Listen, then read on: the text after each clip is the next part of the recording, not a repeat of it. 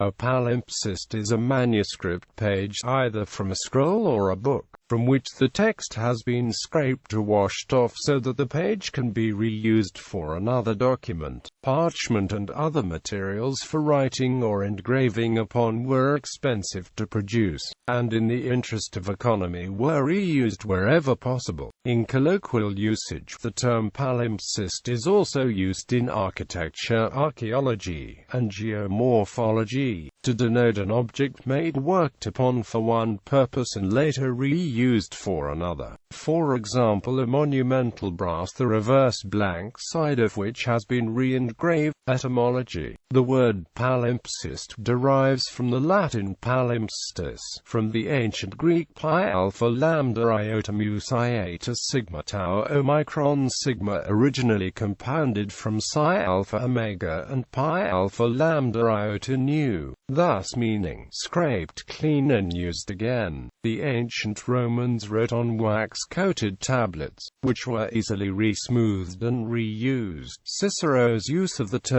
palimpsest confirms such a practice. Development: because parchment prepared from animal hides is far more durable than paper or papyrus, most palimpsests known to modern scholars are parchment, which rose in popularity in Western Europe after the 6th century, where papyrus was in common use. Reuse of writing media was less common because papyrus was cheaper and more expendable than costly parchment. Some papyrus palimpsests survive, and Romans referred to this custom of washing papyrus. The writing was washed from parchment of vellum using milk note bran. With the passing of time, the faint remains of the former writing would reappear enough so that scholars can discern the text and decipher it. In the later Middle Ages, the surface of the vellum was usually scraped away with powdered pumice, irretrievably losing the writing. Hence, the most valuable palimpsests are those that were overwritten in the early Middle Ages. Medieval codices are constructed in gathers which are folded, then stacked together like a newspaper and sewn together at the fold. Prepared parchment sheets retained their original central fold, so each was ordinarily cut in half, making a quarto volume of the original folio, with the overwritten text running perpendicular to the effaced text.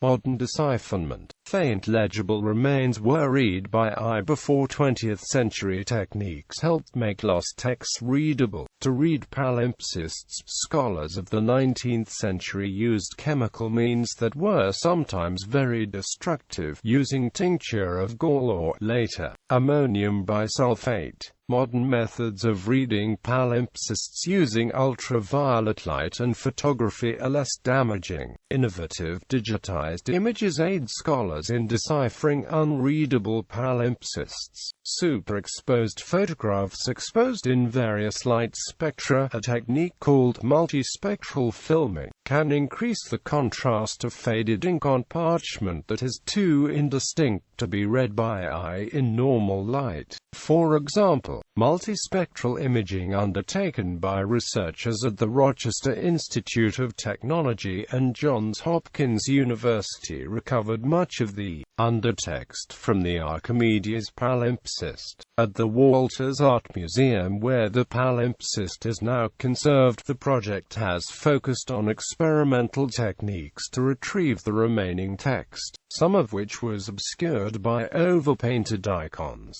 One of the most successful techniques for reading through the paint proved to be X-ray fluorescence imaging, through which the iron in the ink is revealed. A team of imaging scientists and scholars from the USA and Europe is currently using spectral imaging techniques developed for imaging the Archimedes palimpsest to study more than 100 palimpsests in the library of St. Catherine's Monastery in the Sinai Peninsula in Egypt, as a form of reusing or recycling material. A number of ancient works have survived only as palimpsests. Vellum manuscripts were overwritten on purpose, mostly due to the dearth or cost of the material. In the case of Greek manuscripts, the consumption of old codices for the sake of the material was so great that a synodal decree of the year 691 forbade the destruction of manuscripts of the scriptures of the Church Fathers, except for imperfect or injured volumes.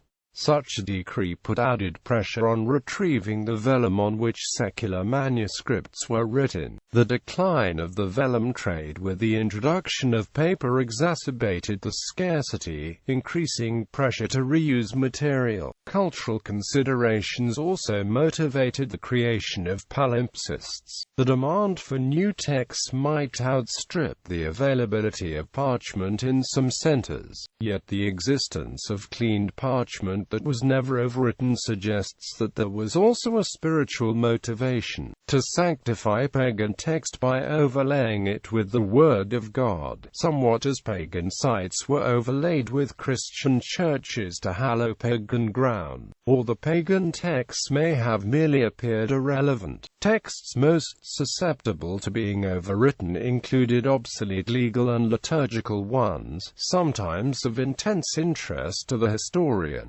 Early Latin translations of Scripture were rendered obsolete by Jerome's Vulgate. Texts might be in foreign languages or written in unfamiliar scripts that had become illegible over time. The codices themselves might be already damaged or incomplete. Heretical texts were dangerous to harbor. There were compelling political and religious reasons to destroy texts viewed as heresy, and to reuse the media was less wasteful than simply to burn the books. Vast destruction of the broad quartos of the early centuries took place in the period which followed the fall of the Western Roman Empire, but palimpsests were also created as new texts were required during the Carolingian Renaissance. The most valuable Latin palimpsests are found in the codices which were remade from the early large folios in the 7th to the 9th centuries. It has been noticed that no entire work is generally found in any instance in the original text of a palimpsest, but the portions of many works have been taken to make up a single volume. An exception is the Archimedes palimpsest. On the whole, early medieval scribes were thus not indiscriminate in supplying themselves with material from any old volumes that happened to be at hand. Famous examples. The best-known palimpsest in the legal world was discovered in 1816 by Niebuhr and Savigny in the library of Verona Cathedral. Underneath letters by St. Jerome and Genadia was the almost complete text of the Institutes of Gaius, probably the first student's textbook on Roman law. The Codex Ephraemi Scriptus, Bibliothèque Nationale de France, Paris. Portions of the Old and New Testaments in Greek, attributed to the 5th century, are covered with works of Ephraim the Syrian in a hand of the 12th century. The Sano palimpsest is one of the oldest Quranic manuscripts in existence. Carbon dating indicates that the undertext was written probably within 15 years before the death of the Islamic prophet Muhammad. The undertext differs from the standard Quranic text and is therefore the most important documentary evidence for the existence of variant Quranic readings. Among the Syriac manuscripts obtained from the Nitrian Desert in Egypt, British Museum, London, important Greek texts, Tad, was 17,212 with Syriac translation of St. Chrysostom's homilies of the 9th–10th century, covers a Latin grammatical treatise from the 6th century. Codex Nitriensis, a volume containing a work of Severus of Antioch of the beginning of the 9th century, is written on palimpsest leaves taken from 6th century manuscripts of the Iliad and the Gospel of Luke, both of the 6th century, and the Euclid's Elements of the 7th or 8th century. British Museum. a double palimpsest, in which a text of St. John Chrysostom in Syriac of the 9th or 10th century covers a Latin grammatical treatise in a cursive hand of the 6th century, which in its turn covers the Latin annals of the historian Granius Licinianus of the 5th century, British Museum. The only known hyperpalimpsest, the Novgorod Codex, where potentially hundreds of texts have left their traces on the wooden back wall of a wax tablet, the Ambrosian Plautus, in rustic capitals, of the 4th or 5th century, rewritten with portions of the Bible in the 9th century, Ambrosian Library. Cicero, De Republica in uncials, of the 4th century, the sole surviving copy, covered by St. Augustine on the Psalms, of the 7th century, Vatican Library. Seneca on the maintenance of friendship, the sole surviving fragment, overwritten by a late 6th century Old Testament. The Codex Theodosianus of Turin, of the 5th or 6th century. The Fasti Consulares of Verona, of 486. The Arian fragment of the Vatican, of the 5th century. The Letters of Cornelius Fronto, overwritten by the Acts of the Council of Chalcedon. The Archimedes Palimpsest, a work of the great Syracusan mathematician copied onto parchment in the 10th century and overwritten by a liturgical text in the 12th century. The Sinaitic Palimpsest, the oldest Syriac copy of the Gospels, from the 4th century. The unique copy of a Greek grammatical text composed by Herodian for the Emperor Marcus Aurelius in the 2nd century, preserved in the Österreichische National Bibliothek, Vienna. Codex Zacynthius, Greek palimpsest, fragments of the Gospel of St. Luke, obtained in the island of Zante by General Colin Macaulay, deciphered, transcribed and edited by Tregethlus.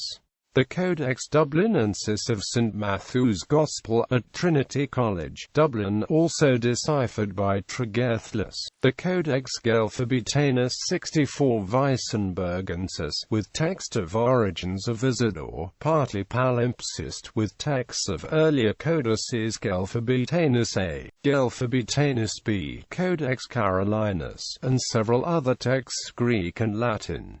Other palimpsests. About 60 palimpsest manuscripts of the Greek New Testament have survived to the present day. Uncial codices include Porphyrianus, Vaticanus 2061, Uncial 064, 065, 066, 067, 068, 072, 078, 079, 086, 088, 093, 094, 096, 097, 098, 0103, 0104, 0116, 0120, 0130, 0132, 0133, 0135, 0208, 0209.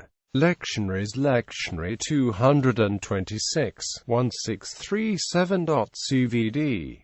Usage in other disciplines. In antiquarianism, the word palimpsest also refers to a plaque that has been turned around and engraved on what was originally the back. This usage was coined by Albert Way in an article published in Archaeologia in 1844. In architecture, architects, archaeologists and design historians sometimes use the word to describe the accumulated iterations of a design or a site, whether in literal layers of archaeological remains, or by the figurative accumulation and reinforcement of design ideas over time. Whenever spaces are rebuilt or remodeled, evidence of former uses remain.